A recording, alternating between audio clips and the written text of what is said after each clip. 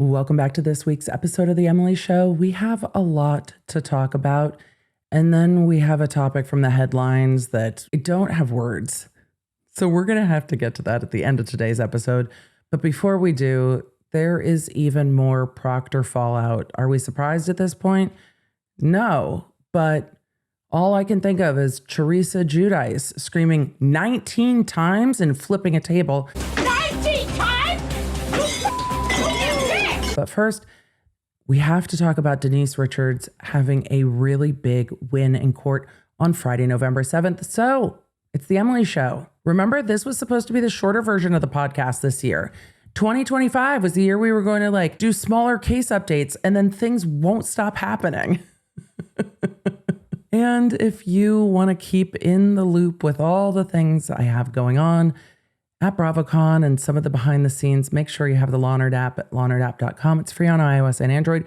And if you don't want to hear about BravoCon, don't worry. I'm going to be talking about it on social and behind the scenes, but it's not going to be the topic of many of our streams, I promise. But the law in the land of reality or unscripted TV, whatever we're calling it these days, isn't going to slow down anytime soon. We should get into it. I'm legal analyst Emily D. Baker. Yes, also a lawyer.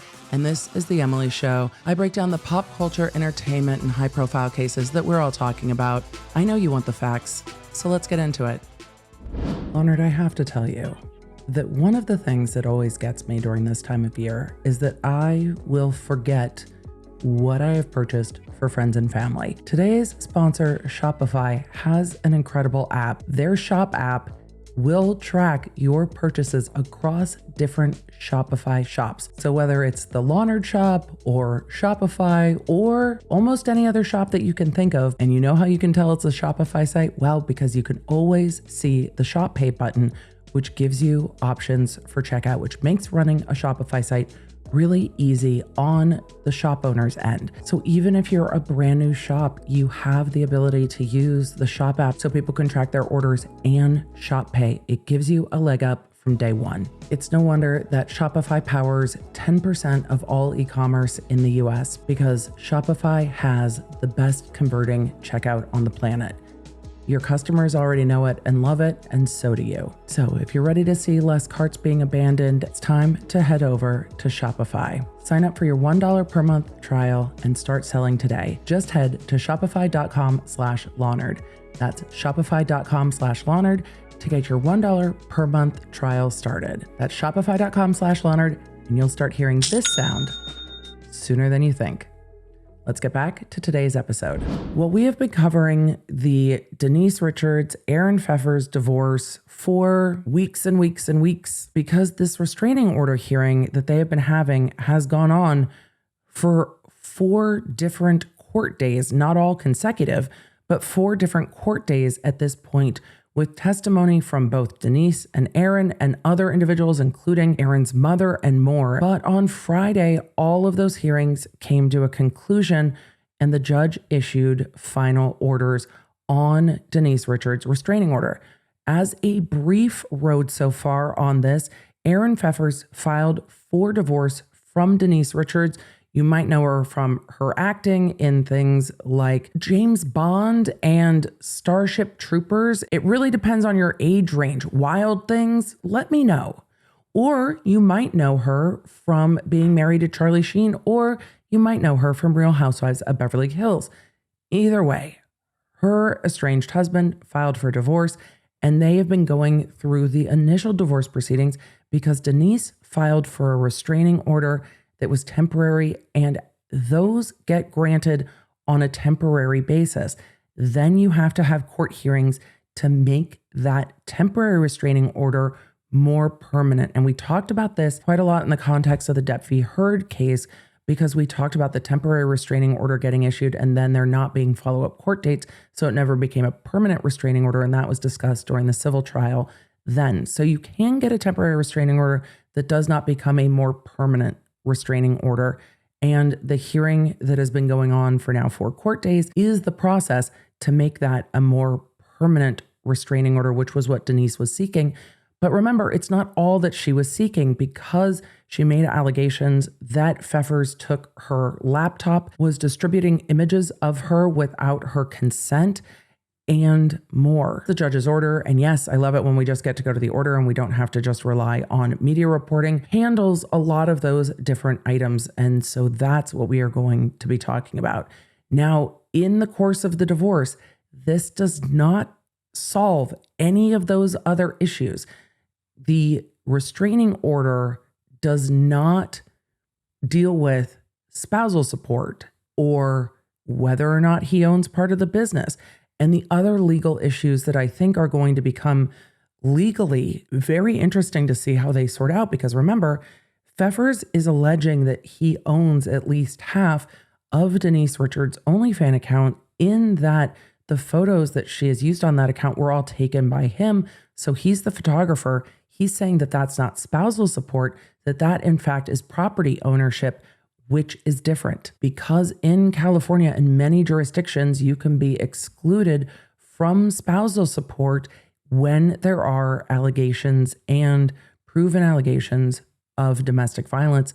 And that is part of the argument that is underlying the restraining order hearing here. But remember, these hearings are a civil standard. These are not a criminal standard to make these determinations. But as we talked about a few episodes ago, Aaron Phypers was arrested in the hallway of the courthouse after the last hearing, and a criminal case was brought against him by the Los Angeles County District Attorney's Office for numerous counts of domestic violence and for counts of witness intimidation.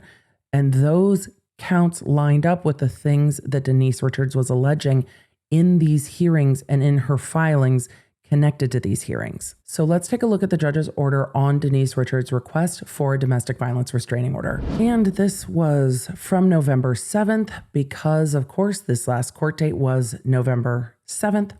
The following parties were present for the aforementioned proceeding, which is request for domestic violence restraining orders filed by respondent Denise Richards on July 16th, 2025. So Aaron Phypers, the petitioner, Denise Richards, the respondent, because he's the one that filed for the divorce. So even though this is her request, he is still the petitioner because he is the one that filed for the divorce. And then the attorney for Aaron Phypers, the attorneys for Denise Richards, and then an additional New York counsel for Denise Richards. And the court noted that they were observing only. I imagine they haven't done a pro hoc vice yet. And that's why they noted it that way. The court says in this minute order that the matter resumes from October 17th, 2025, with all parties present as heretofore. Closing arguments are presented and conclude. The court makes its order as recited this date in open court and more fully reflected in the notes of the official court reporter. Respondent's request for a domestic violence restraining order is granted. The court orders a permanent restraining order for a period of 5 years. Restraining order is to expire on November 7th, 2030. No CLETS report was available to review, and CLETS stands for the California Law Enforcement Telecommunication System, which I had forgotten because we used it so much. I had no idea what the acronym stood for, but it's a rap sheet, but it's a CLETS report. It goes on to say restraining order after hearing order of protection is signed by the court and filed. And that is not on the public docket yet. It may or may not be, but it is going to follow what we've seen from the other restraining orders and what we see here. But it is a 5-year permanent restraining order. Let's talk about what that includes, because the court goes on to list that out and says, the court finds that the restrained person has not filed a receipt with the court showing proof of relinquishment of firearms, ammunition, firearm parts, and or body armor. Based on the testimony taken in this matter, the court finds that the restrained person, and that is Aaron Phypers, does not own, possess, or have under his or her custody or control firearms, firearm parts, ammunition, or body armor. The court finds that the restrained person is in compliance with the court's order to relinquish firearms, firearm parts, ammunition, or body armor. The protected person and the restrained person were at a hearing or agreed in writing to this order. No other proof of service is needed. So normally you would have to show that the restrained person was physically given this order. That doesn't need to happen here because this all happened in open court with the parties present. It goes on to say stipulation, receipt, and order regarding the release of exhibits is filed on this date. All exhibits are marked for identification. And then it says the case is returned to the home court, Department 2C, for all further proceedings. The court also issued another minute order that dealt with relinquishing control of firearms and ammunition, but it's also included in the order that we just saw. We are not going to go over it separately because we learned more from what happened in the courtroom from People, and we're going to take a look at that because the court made additional orders. Looking at the article from People published November 7th, the headline is Denise Richards granted 5-year restraining order against ex Aaron Phypers. It goes on to say a judge ruled in Denise Richards' favor following a long court battle with Aaron Phypers. I mean, it was only 4 days of hearings. This is a divorce battle that has yet to begun, but okay. Goes on to say on Friday, November 7th, the actress 54 was granted a 5-year restraining order against her ex 53. It is set to expire November 7th, 2030. People can confirm. EDB can confirm because we went through the court documents. The court decision comes amid claims that Phypers, who filed for divorce after 6 years of marriage in July, was physically abusive throughout their relationship. Under this order, Phypers is not allowed to own or buy guns, abuse Richards, disturb her peace, be in contact with her, among other restrictions. And by no contact, it's only through attorneys, like not through his parents, not through any mutuals, only through attorneys. It goes on to say if they do have communication, Richards is allowed to record any conversations she has with Phypers. This doesn't mean she can initiate conversations so she can record them. This means that if there are conversations that he initiates, then she can record them because remember, California is a 2-party consent state. And so this bypasses that by saying if you reach out to her, she can record it. It goes on to say that the court ordered that Phypers must return the laptop and cannot share pictures of her or provide information about her to the media. That is a huge win for Denise Richards because this is adding to the normal terms of a restraining order. These are not part of the commonly seen terms of a restraining order that are on all the check boxes that we have seen so far. These are added in by the court to meet this circumstance. But the court goes even further and says he must return the laptop, cannot share pictures of her, cannot provide information about her to the media, which it would be really interesting if he tries to challenge that on First Amendment grounds. I hope that he doesn't, but we may see him challenge that he can't be restrained from talking to the media. But I think the argument would then be, this is why I don't practice family law, but I think the argument would then be, however, communicating with the media could be trying to communicate with her through a third party. So we would see. It also says he is further required to return videos of her surgeries to her and delete them from all his devices and iCloud account.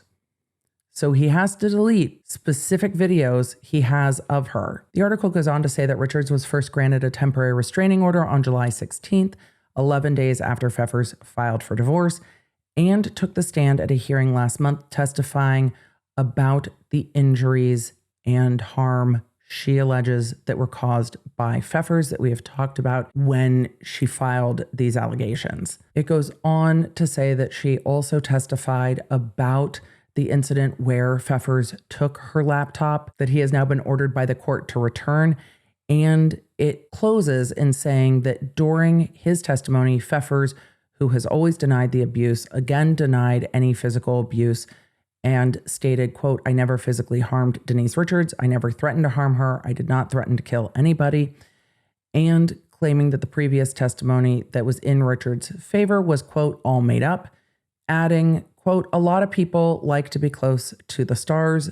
They'll do things for them," which I feel like we've heard before in other cases. So with all of that, I will link the full article to people down below if you want to read more in detail about the allegations of harm that Denise Richards has made. The court finding here is based on all of that testimony. Again, the standard is much lower than a criminal standard, and these same allegations are also part of the criminal case.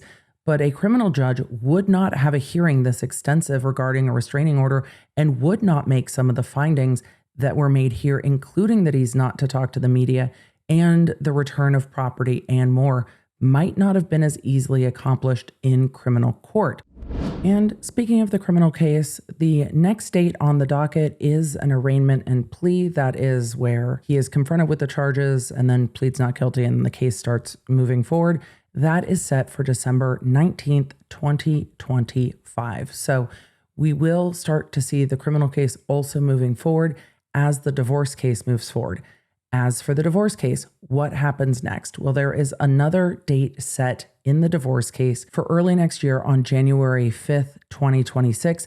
And then they will have to start, really the longest part of this divorce is going to be the arguments over spousal support and property and whether or not the OF account is somehow a joint business, if it is something he has ownership rights in or not. So those are going to be the next concerns, unless, of course, as it does in law, something else comes up before.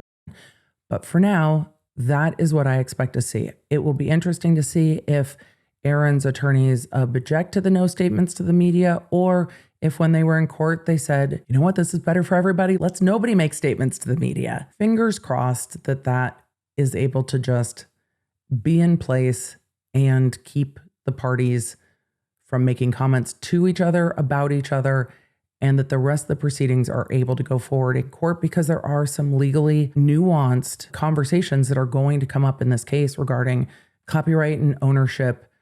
And I think that those are conversations that the courts are going to continue to struggle with as we move into an ever more digital age. And boy, oh boy, are we going to talk about that a little bit later this episode, as we're talking about, well, statements Kim Kardashian made about the fact that she was asking ChatGPT for legal advice while she was in law school studying, and, well, an attorney in California getting fined over $10,000 over ChatGPT as well. So the courts are going to be struggling with the ever more digital age, and it seems the lawyers will too. But before we can talk about lawyers and ChatGPT, maybe someone should have asked ChatGPT how to delete their iCloud, but I got to be honest, I'm glad they didn't, because we need to talk more about Michael Proctor. I'm sorry.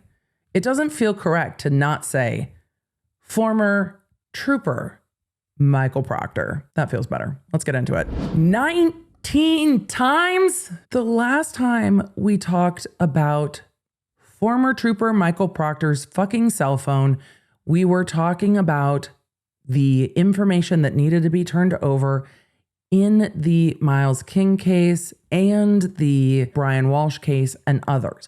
But when we were talking about others, we were talking about a handful of others. And we talked about the fact that the judge did ask the feds to preserve some of that information. And for those of you that are like, girl, I have not been knee deep in the fluffernutter going on in Massachusetts. What are you talking about? Okay, real short TLDR. I was covering hearings, discovery hearings in other cases.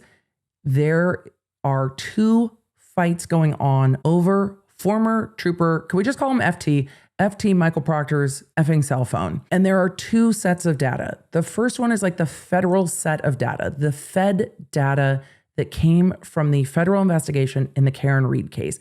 That was the data that the prosecutors were given a like drop dead date on. Hey, you need to give us back the shit or delete the shit that we gave you. And on October 30th, one day shy of the deadline, on October 31st, the court ordered that even though the district attorney's office in Norfolk was turning over that information back to the U.S. Attorney's Office, that they needed to give the U.S. Attorney's Office the preservation order from the court. Essentially, the court saying to the feds, don't delete your shit. Like, hey, the Norfolk County District Attorney's Office isn't going to hold on to this data anymore, that the federal judge allowed them to have for a limited time and limited specific purpose.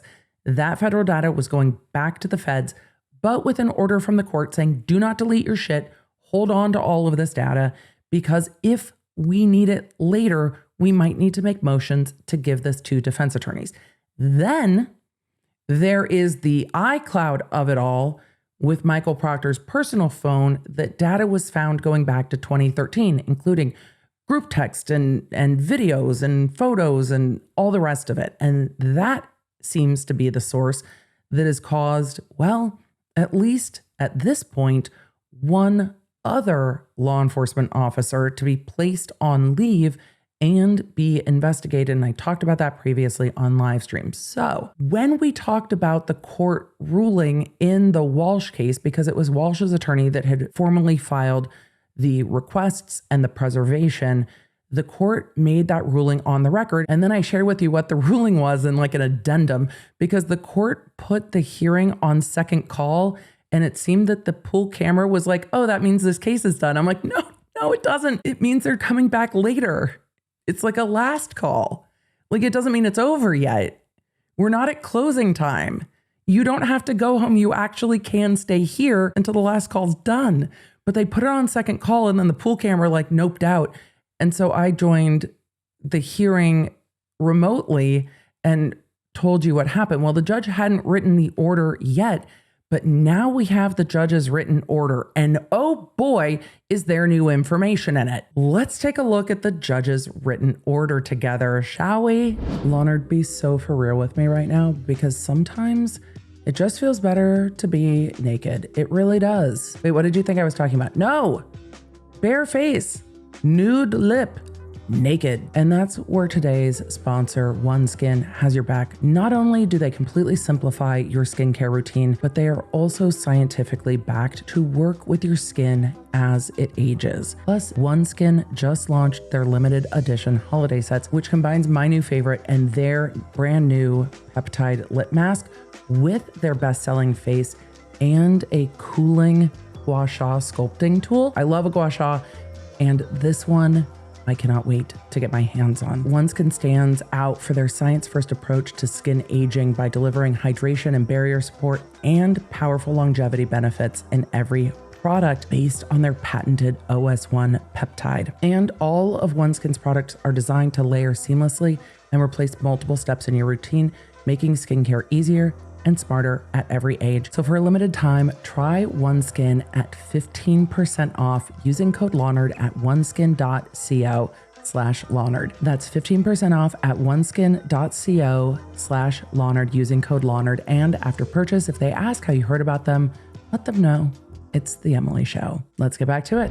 This is from the Commonwealth of Massachusetts, Commonwealth versus Brian Walsh. Order. In connection with the prosecution of Karen Reed, Commonwealth versus Karen Reed, and then case number, the Norfolk County District Attorney's Office obtained from the United States Attorney's Office for the District of Massachusetts certain materials, quote, the confidential materials, for review and, if appropriate, production in Reed, meaning turning them over in the Reed case to the defense.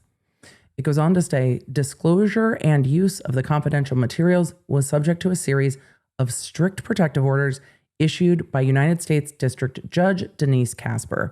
Under paragraph 11 of the earliest protective orders, February 20th, 2024, April 19th, 2024, and December 2nd, 2024, the confidential materials were to be destroyed or returned to the USAO within 30 days of the completion of the Reed case as therein defined. After the completion of the Reed case and aware of its obligation to produce exculpatory information to defendants in other cases, many of which involved murder charges, the NDAO sought leave, the NDAO being the Norfolk County District Attorney's Office, DA's office, sought leave from the U.S. Attorney's Office and the federal court to review the confidential materials and produce portions of the confidential materials that constituted exculpatory materials in other cases. Remember, we have been looking at hearings with regard to 5 cases. The court continues. Thereafter, Judge Casper modified her order to permit the Norfolk DA's office to review confidential materials to determine if portion of the confidential materials should be turned over to defendants in other criminal prosecutions pending in this court, footnote 1. And then it lists 19 cases. The footnote continues on 2 pages. It includes the cases that we've been talking about, the Miles King case, the Sean Johnson case, the Brian Walsh case, but there's a bunch more that are listed. 19 cases. You've been engaged 19 times? I couldn't help myself. 19 other cases. not 6. Let us remember what FT Proctor's job was. The unit within the DA's office of MSP is facilitating all the homicide investigations. So naturally, the majority of the cases that are going to be impacted by Trooper Proctor are homicide prosecutions. And yet, everybody seems to be way too chill about all of this. So the court lists out every single case and every single case number. I was not aware of the breadth of the inquiry that the district attorney's office was engaged in, and that there were this many cases where information was being turned over. That means all these defense attorneys are going to likely get portions of the personal phone too. Absolutely mind-boggling. And this seems to account, based on what the court says, many of which involve murder charges, and the court says that are pending in this court. How many cases have pled and gone to trial in the last few years, though? Because there's also going to be cases that aren't pending that this is going to impact. We're still not at the full breadth of the impact here. We're not all the way done. Footnote 1, 19 cases. The judge modified the order to extend the date for destruction or return to October 31st. The district attorney's office has now completed that process and has disclosed what it believes it must disclose under its rule-based and constitutional discovery obligations.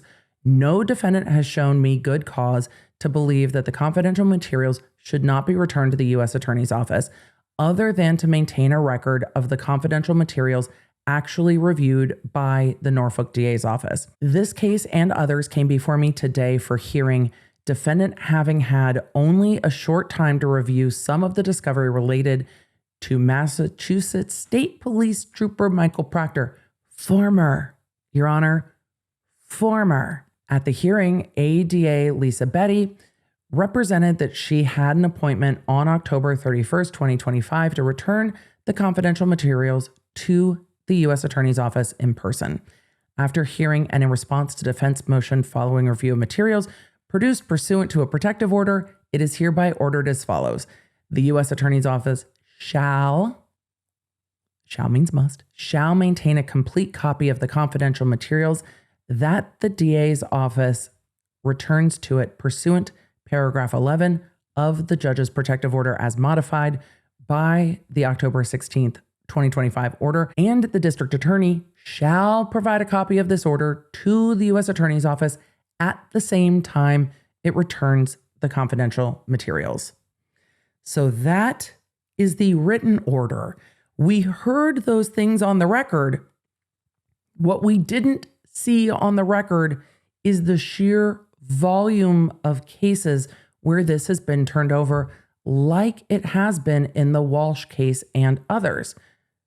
So there are now 19 cases, it seems, where these materials, and likely more, are being turned over. It's not just a handful of defense attorneys that have their eyes on these materials at this point. And in looking for some more context from that, we are going to Boston 25 News. This headline from Ted Daniel on November 6th says, Michael Proctor's phone data could impact 19 murder cases. The fallout from the phone records of former Massachusetts State Police Detective Michael Proctor could be larger than initially estimated. Oh, by who though? Because we've been saying it's going to be a lot of cases. This isn't the end, because if this is the pending cases, there are the cases where there have been convictions or plea agreements, and those cases could be impacted too. You just don't know. The impact could be larger than initially estimated. I mean, I do appreciate that they just estimated that Proctor has a small impact, but it's going to be a massive problem, potentially impacting up to 19 murder cases, according to a recent court filing. The 19 defendants are charged with murder or in connection to a murder in Norfolk County, with many still awaiting trial. The oldest case is one from 2017. Cornell Bell was arrested for a deadly stabbing in Weymouth that year. He was tried, convicted, and sentenced to life in prison without parole in 2022. So it sounds like from there, looking into the cases, that perhaps some on the list in that footnote are not pending cases. The court said pending. So we'll have to see how this all shakes out. I am sure that people are going to be digging into those cases that are all listed in that footnote to see where they are. And if we need to go through the docket case by case, we can do that too. Let me know if you guys are interested in the status of each case, because we could at least find if it is pending or post-conviction. But I imagine that there will be more, seeing that this is a very small unit and all they deal with are the homicide investigations. They go on to say that state police fired Michael Proctor in March, citing in part his seemingly biased and vindictive text messages revealed in Karen Read's first trial for the death of John O'Keefe. The Norfolk District Attorney's Office is legally required to disclose any evidence that suggests proctors showed bias or maligned other defendants. And then they go to legal analyst, attorney, and commentator Peter Tragos from Lawyer You Know, saying, quote, "It sounds like the prosecutors are trying to do their duty, which is absolutely what they should do." Agreed.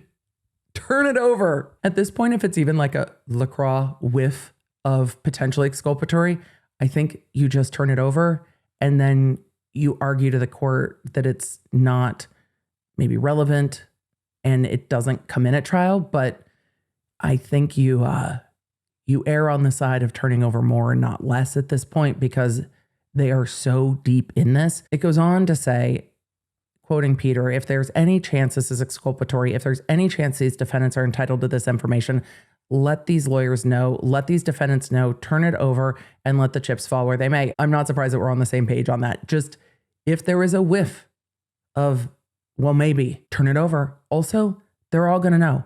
All of this is in the media. Exactly what's in the phone is not.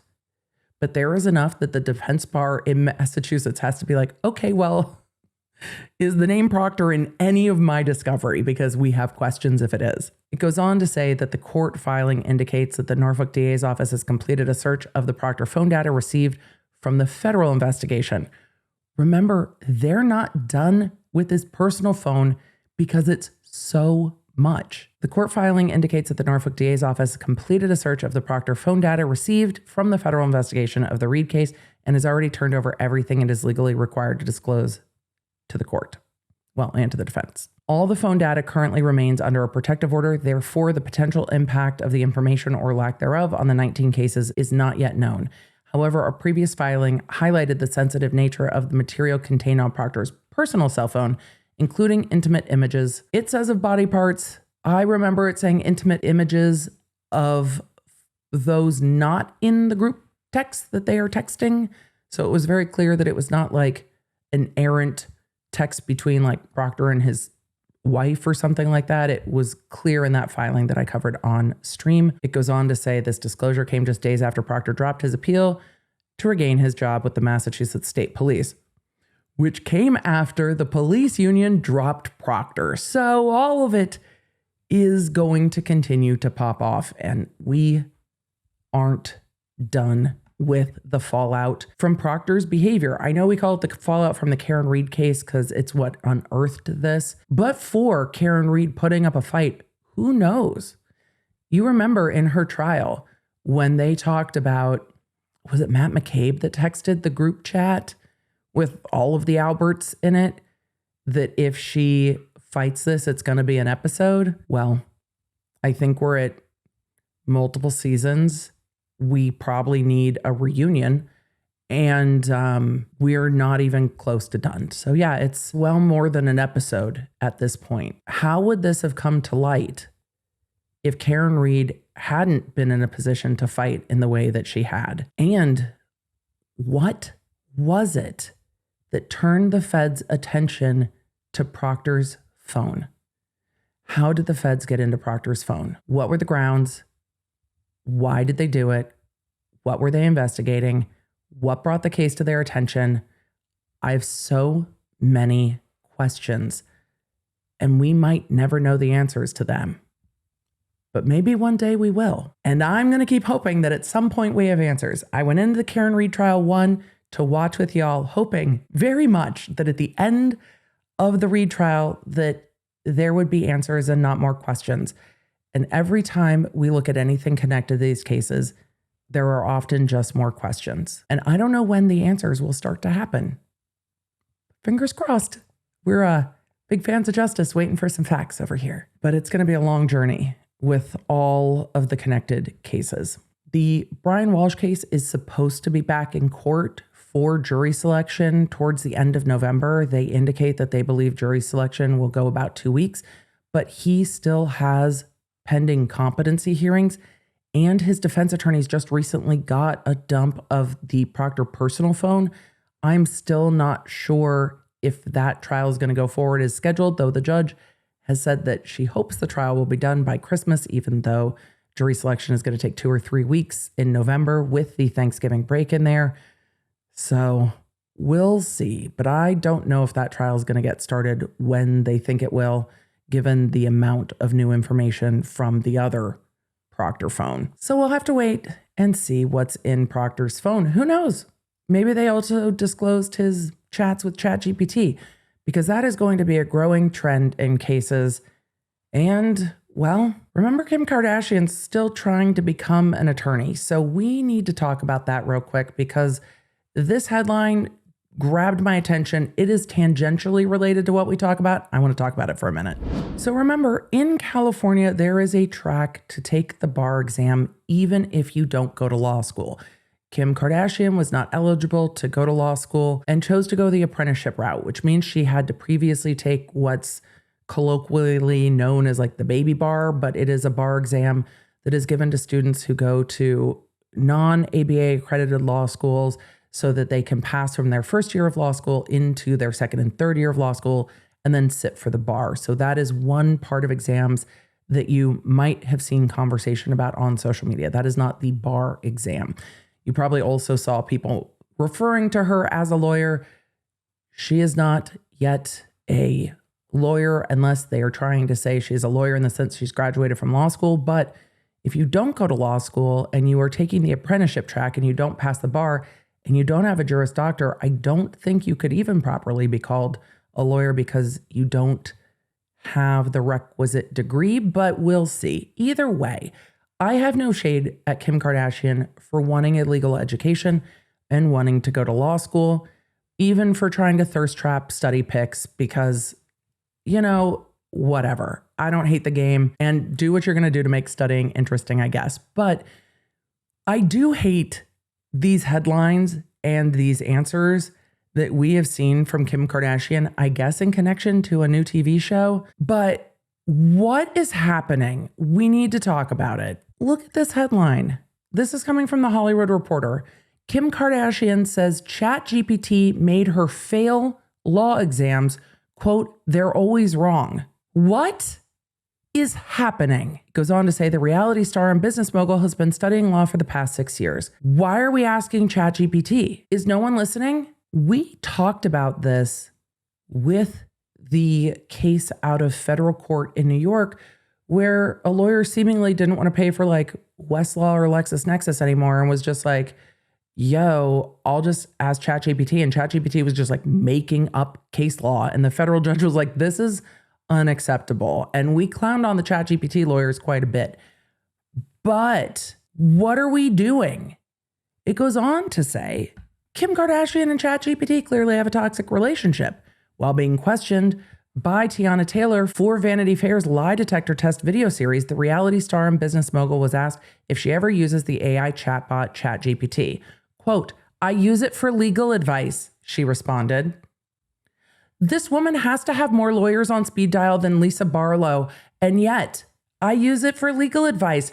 No, don't use ChatGPT for legal advice. I use it for legal advice, she responded, referring to her time studying law over the past several years. Is she though?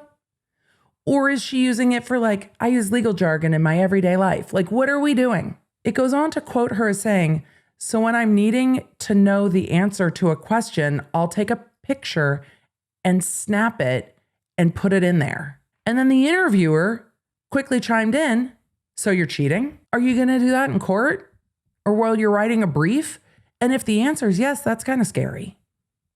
I mean, lawyers Google a lot, but then you run it through your legal research software and your legal education. And honestly, generally your paralegal who's going to catch any errors at the end of the day because paralegals are bae. I just asked ChatGPT for legal advice. It doesn't have the requisite context.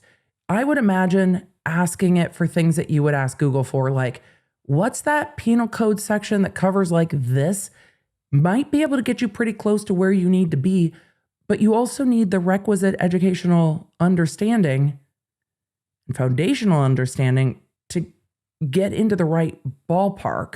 When you get into interpreting how things work, that's going to get real dicey because, well, ChatGPT apparently doesn't like to be wrong and just makes shit up confidently, which is also wild. Do you consider it cheating?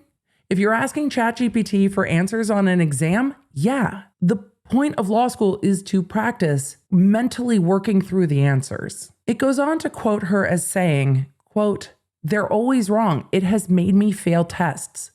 So I guess it's yes, you are using it to answer questions, at least in preparation for an exam. "They're always wrong. It has made me fail tests," Kardashian admitted, "all the time. And then I'll get mad and I'll yell at it and be like, quote, 'You made me fail. Why did you do this?' And it will talk back to me." What does ChatGPT say? "Girl, you're the one in law school, not me.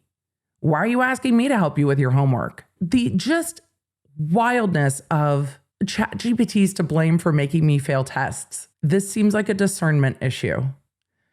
And lack of discernment is not what we strive for. Law school is supposed to be helping people dial in their discernment. That is one of the main points. It goes on to say that Kardashian star declared ChatGPT her quote unquote frenemy, as the AI software will also give her sassy responses when she calls it out for providing incorrect information. Quote, "Then I will talk to it and say, 'Hey, you're going to make me fail. How does that make you feel?'" Are you trying to gaslight ChatGPT? Are you really trying to like guilt ChatGPT into feeling bad about you cheating in your studying? Was this all a joke?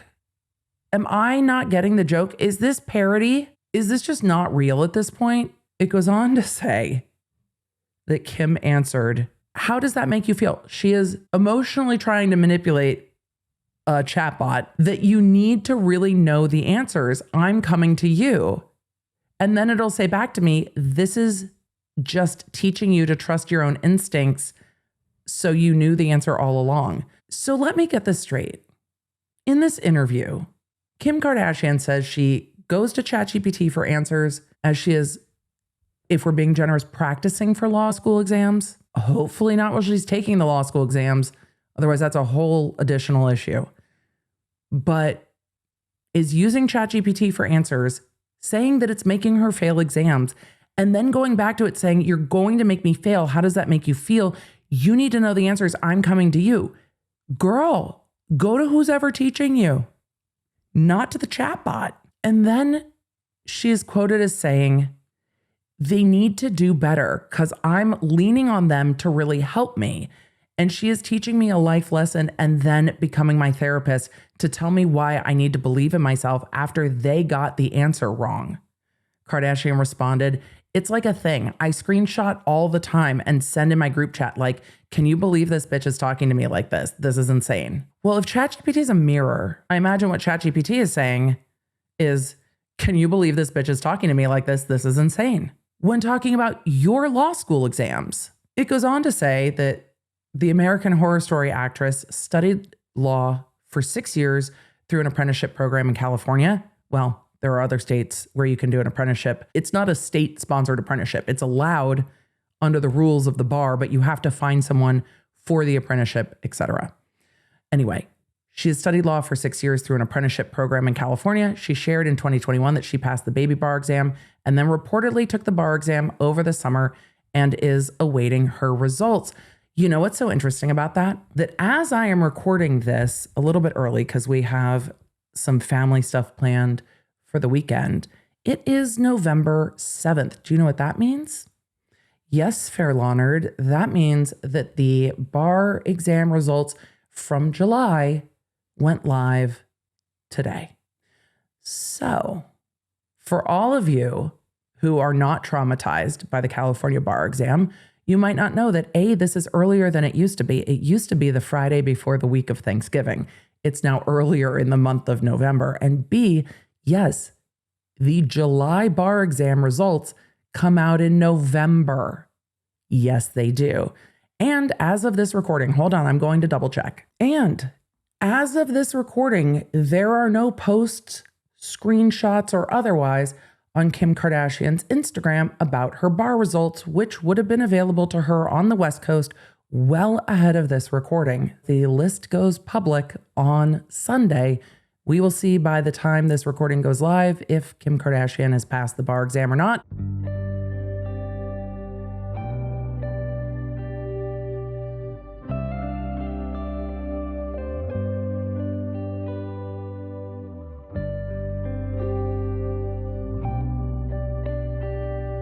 But we need to take a look at one other thing because I'm just curious what the bar pass rate is for this July exam. Because you know what? They already cut the California bar exam from 3 days to 2 days. When I took it back in my day, I'm now one of those obnoxious attorneys. Look, it's been 20 years. When I took the bar exam in 2005, it was a 3-day exam. Now it's only a 2-day exam. But today, the California State Bar released their exam results. So let's take a quick look at what the pass rate is this July. And this is coming from the Cal Bar website. The state of California reported Friday, November 7th, 2025, that 54.8% of exam takers passed the July 2025 general bar exam. 54.8 is a pretty high pass rate for California. For those of you going, Emily, 54.8 is for sure not a high pass rate.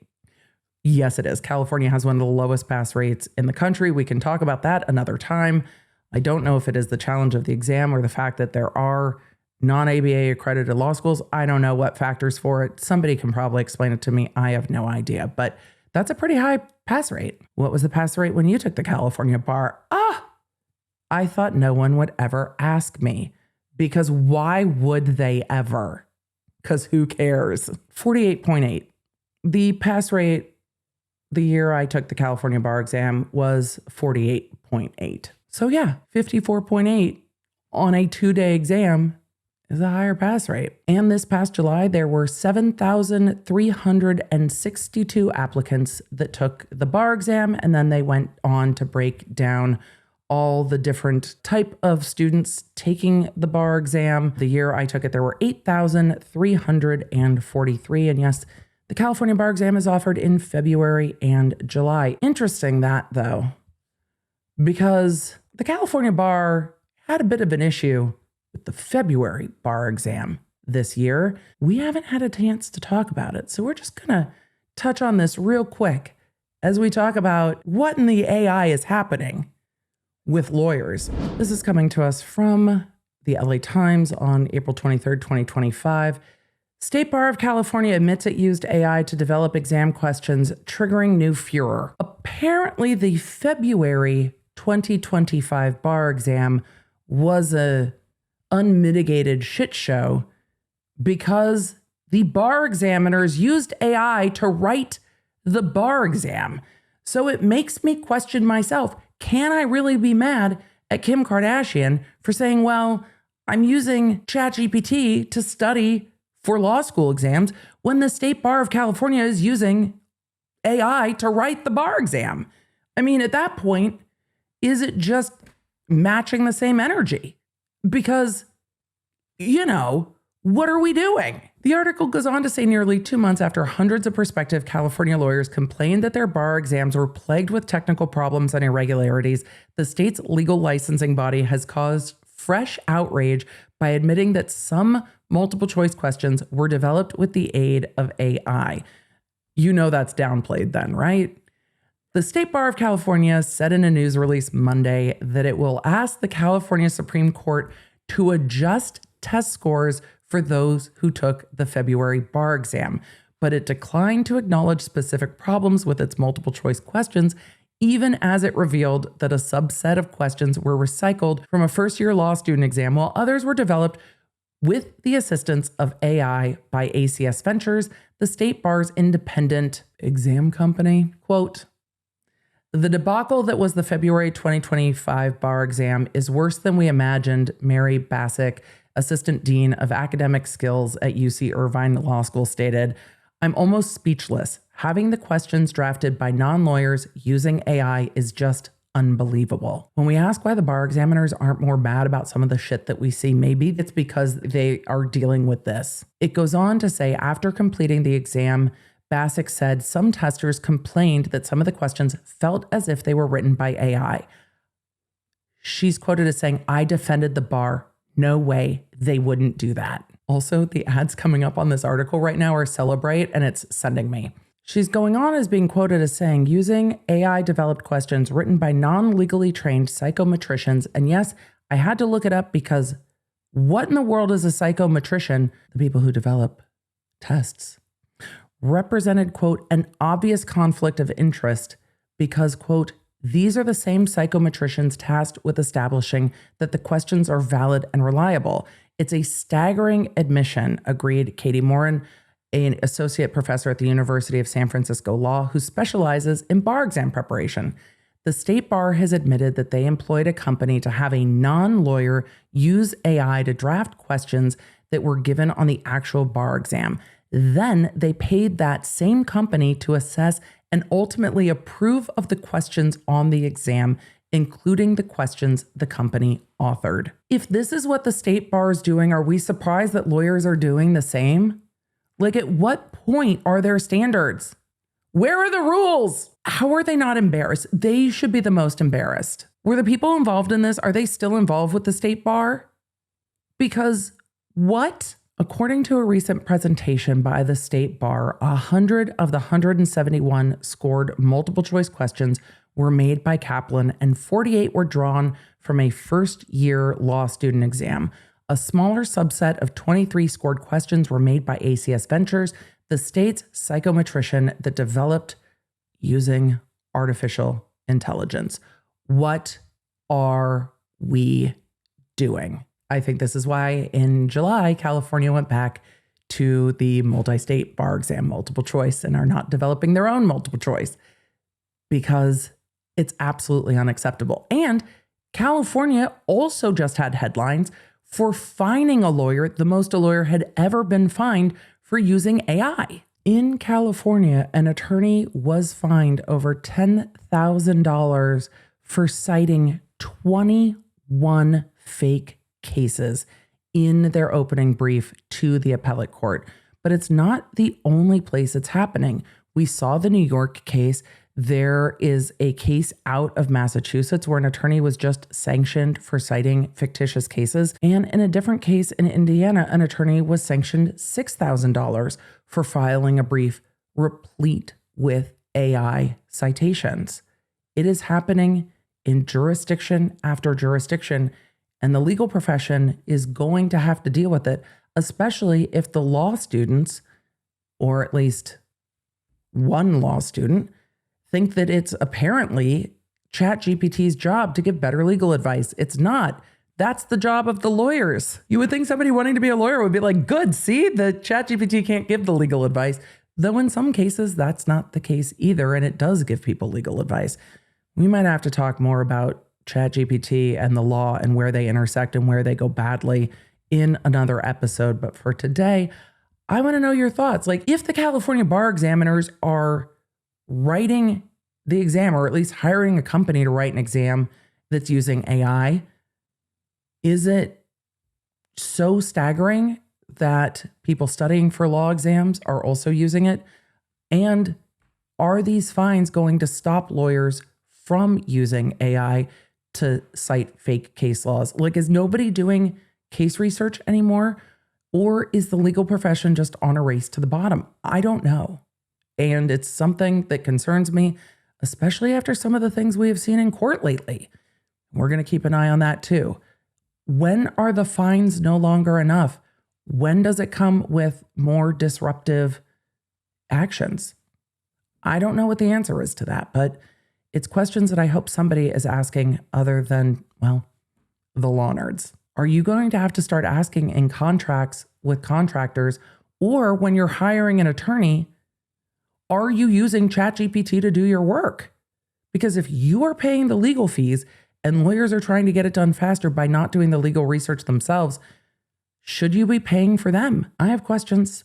You have questions. We have questions. Law Nerds, thank you for being here. Thank you for joining the Emily Show. Don't forget that it's going to be a busy week. Yes, we have some streaming this week. Yes, I hopefully have some traveling this week. We'll see what that's going to be like as the week progresses. But stay tuned in the Law Nerd app at lawnerdapp.com. I will see you in chat, on stream, and in the comments. Until then, bye. Thanks for joining me. If you enjoyed this episode and don't want to miss updates on your favorite cases, you're going to need the Law Nerd app at lawnerdapp.com. That way you can stay in the loop on the cases that matter most to you, and you never know when you're going to catch feelings for a new case. So make sure you get it for free on iOS and Android. Thank you for being here, and thank you for being a Law Nerd.